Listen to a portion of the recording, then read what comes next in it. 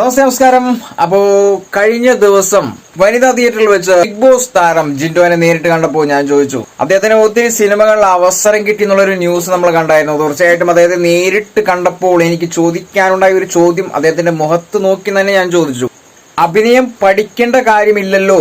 ഈ പറയുന്ന big boss ഹൗസിൽ ഒത്തിരി ദിവസം, അത് ഈ പറയുന്ന 100 ദിവസത്തോളം ബിഗ് ബോസ് ഹൗസിനകത്ത് നിന്നിട്ടുണ്ടെങ്കിൽ തീർച്ചയായിട്ടും അഭിനയത്തിന്റെ ഒരു മികവ് ശരിക്കും പറഞ്ഞാൽ 100 വോൾട്ടേജിൽ കാണിച്ചതാണ്, നമ്മൾ കണ്ടതാണ്, നേരിൽ കണ്ടിരിക്കുന്നതാണ്. തീർച്ചയായിട്ടും ഇനിയൊരു ചിത്രത്തിലേക്ക് അവസരം കിട്ടിയാൽ എന്തിനാണ് ഇനി അഭിനയം പഠിക്കുന്നത് എന്നുള്ള ഒരു ചോദ്യത്തിന് ജിൻഡോ തിരിച്ചൊരു മറുപടി തന്നു.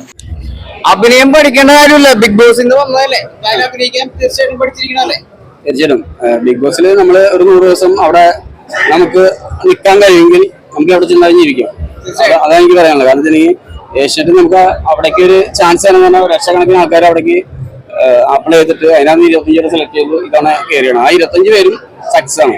കാരണം അവിടെ ഒരു മാസം അവിടെ നിൽക്കാൻ കഴിഞ്ഞില്ലെങ്കിൽ, അല്ലെങ്കിൽ ഒരാഴ്ച അവിടെ നിൽക്കാൻ കഴിഞ്ഞില്ലെങ്കിൽ അവർ സക്സസ് ആണ്. കാരണം അവിടെ നിൽക്കാൻ പറ്റില്ല. നമുക്ക് അത്രയും നിങ്ങളെ നിങ്ങളുടെ ഫോണിന്റെ ഡാറ്റ പോയി എങ്ങനെ ഉണ്ടാവും? ഫോണേ ഉണ്ടാവില്ല, ടി വി ഉണ്ടാവില്ല, ഒന്നും ഉണ്ടാവില്ല. ഫുഡ് തന്നെ വഴിക്ക് നമ്മൾ തന്നെ ഉണ്ടാക്കി കഴിക്കണം. 25 പേര് കൂടി പോകാനുള്ള 2 ബാത്റൂമാണ്. അതാണ് അവസ്ഥ മനസ്സിലാക്കുക. ശരിക്കും ബിഗ് ബോസിലേക്ക് ഒരു സെലക്ഷൻ കിട്ടിയതിനു ശേഷം ബിഗ് ബോസ് ഹൗസിനകത്ത് ഈ പറയുന്ന 100 ദിവസം ജീവിക്കണമെങ്കിൽ എത്ര തരത്തിൽ, എന്തോരം തരത്തിൽ, ഏത് ലെവലിൽ സ്ട്രെയിൻ ചെയ്തിട്ടുള്ള കാര്യമാണ് ഈ പറയുന്ന ജിൻഡോ നമ്മുടെ മുഖത്ത് നോക്കി പറഞ്ഞിരിക്കുന്നത്. തീർച്ചയായിട്ടും ആ ഒരു ലെവലിൽ തന്നെ കട്ടയ്ക്ക് നിന്നിട്ടുണ്ടെങ്കിൽ ആ ഒരു വ്യക്തിയുടെ ക്ഷമയുടെ ആഴം എന്തെന്നുള്ള കാര്യം നമ്മൾ നേരിൽ കണ്ടറിഞ്ഞതാണ്. അതുകൊണ്ട് തന്നെയാണ് അദ്ദേഹത്തിന് ബിഗ് ബോസ് ഹൗസിൽ അദ്ദേഹത്തിന് ഫസ്റ്റ് അടിക്കാൻ സാധിച്ചത് എന്നുള്ള കാര്യം വീണ്ടും അദ്ദേഹം തുറന്നു പറഞ്ഞു. ഈ 2 ബാത്റൂമില് അങ്ങനെയൊക്കെ എല്ലാം നമ്മൾ സ്ട്രഗിൾ ചെയ്യാൻ റെഡി ആവാനുള്ള ആൾക്കാർ ആരും ബിഗ് ബോസ് പോയപ്പോ ഉണ്ടാവും. അതിനൊരു ഉദാഹരണം ഞാൻ, കാരണം എന്റെ ലൈഫിൽ ഞാൻ അത്രയും എന്താ പറയാ, ഒരു ചായ പോലും എടുത്തു പിടിക്കാൻ പറ്റുന്ന സിറ്റുവേഷൻ ഞാൻ പലതുണ്ടെന്ന് ആവുന്നു. പക്ഷെ ആ സമയത്ത് അവിടെ ചെന്നിട്ട് മറ്റുള്ളവർക്ക് ചായ തപ്പി കൊടുക്കുക, ഫ്ലോർ ക്ലീൻ ചെയ്യുക, ബാത്റൂം ചെയ്യുക, അത് ചെയ്യാന്നൊക്കെ പറഞ്ഞാൽ അത് നമ്മൾ ചെയ്യാൻ ഒരു മനസ്സുണ്ടാവണം. ബിഗ് ബോസ് ഹൗസിനകത്ത് പല ആംഗിളുകളിൽ നിന്നും ഒത്തിരി സ്ട്രെയിൻ ചെയ്തുകൊണ്ടേയിരിക്കും എന്നുള്ള കാര്യമാണ് സിജോ എന്ന് പറയുന്ന ആ ഒരു മാന്യനായ ആ ഒരു കണ്ടസ്റ്റന്റ് നമ്മളോട് മുഖത്ത് നോക്കി സംസാരിക്കുന്നത്. ഇപ്പോഴും അദ്ദേഹം ബിഗ് ബോസ് ഹൗസിനെ റെസ്പെക്ട് ചെയ്യുന്ന ഒരു കാര്യം വീണ്ടും തുറന്നു പറയുന്നുണ്ട്. തീർച്ചയായിട്ടും ഇനി അടുത്ത എപ്പിസോഡിലേക്ക് അല്ലെങ്കിൽ അടുത്ത സീസണിലേക്ക് പോകുന്നവർ എന്റെ അടുത്തേക്ക് വരികയാണെങ്കിൽ ഞാൻ ട്യൂഷൻ എടുത്തു കൊടുക്കും എന്ന് വരെ അദ്ദേഹം പറഞ്ഞു. അതിനുവേണ്ടി ഒരു വർഷം ഞാൻ സ്വന്തമായിട്ട് ഓരോന്ന് ചെയ്തു തുടങ്ങിയായിരുന്നു. ചെയ്ത് എന്റെ ജിമ്മ് ഞാൻ ക്ലീൻ ചെയ്യായിരുന്നു. അപ്പൊ അങ്ങനെ നമ്മൾ അതിന് വേണ്ടി മെന്റലി പ്രിപ്പയർ ആവുന്ന ആൾക്കാർക്കൊക്കെ ഓട്ടോമാറ്റിക്കലി സക്സസ് ആവും. പിന്നെ അവിടെ പോകണം, ബസ്സിൽ പോകുന്ന ആൾക്കാരെ വിളിച്ചിരിക്കുന്ന പറഞ്ഞാൽ ദേഷ്യപ്പെടാൻ, കാരണം ഞാൻ അത്യാവശ്യം ദേഷ്യമുള്ള ആളായിരുന്നു. 2 ആഴ്ച അവിടെ ചെന്നപ്പോൾ എനിക്ക് ആ പിടിച്ചെടുത്താനുള്ള കഴിവ് ഉണ്ടായിരുന്നില്ല. കാരണം ഞാൻ മാക്സിമം ട്രൈ ചെയ്ത് പോയിട്ട് പിടിച്ചെടുക്കാൻ പറ്റുന്നില്ല. പക്ഷെ അതാണ് ഏറ്റവും കൂടുതൽ പഠിക്കേണ്ടത്.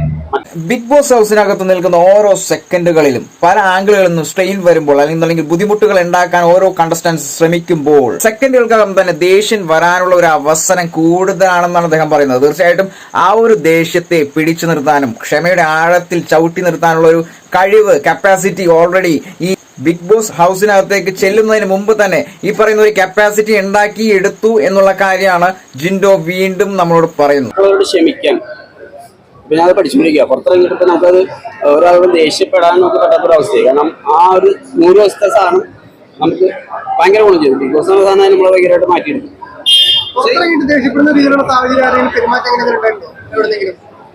ഇഷ്ടംപോലെ ഉണ്ട്, പെരുമാറ്റം ഇഷ്ടംപോലെ ഉണ്ട്. അത് കുറവാണ്. റെസ്പെക്ട് ചെയ്യുന്നു. സത്യം പറഞ്ഞാൽ ജനങ്ങൾ നമ്മളോട് വരെയും നമ്മൾ സ്നേഹിക്കും.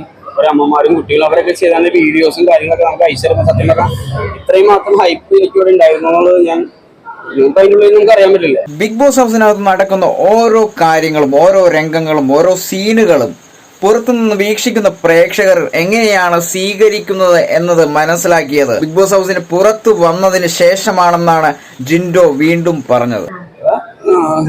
ജനങ്ങൾ എന്നെ ഏറ്റെടുത്തിട്ടുണ്ടെങ്കിൽ അത് എന്തോ എന്നിലുണ്ട്, അത്ര എനിക്ക് പറയാനുള്ളൂ. കാരണം എന്താന്നുള്ളത് പല ആൾക്കാർക്ക് പല കാരണങ്ങളുള്ളത്. അപ്പൊ നമുക്ക് മനസ്സിലാക്കാൻ പറ്റില്ല. എല്ലാ ജനങ്ങളോടും എനിക്ക് നന്ദി പറയാനുണ്ട്. മീഡിയാസിനോട് പ്രത്യേകം നന്ദി പറയാനുണ്ട്. കാരണം നിങ്ങൾ തന്നെ അത്രയും ഹൈപ്പിലേക്ക് വളർത്തിയിട്ടുണ്ട്. അത്രയും നന്ദി പറയാനുള്ളതാണ്. കല്യാണത്തിന് എല്ലാവരും വരണം, നിങ്ങൾ കല്യാണം എല്ലാ മീഡിയാസിലും വരണം.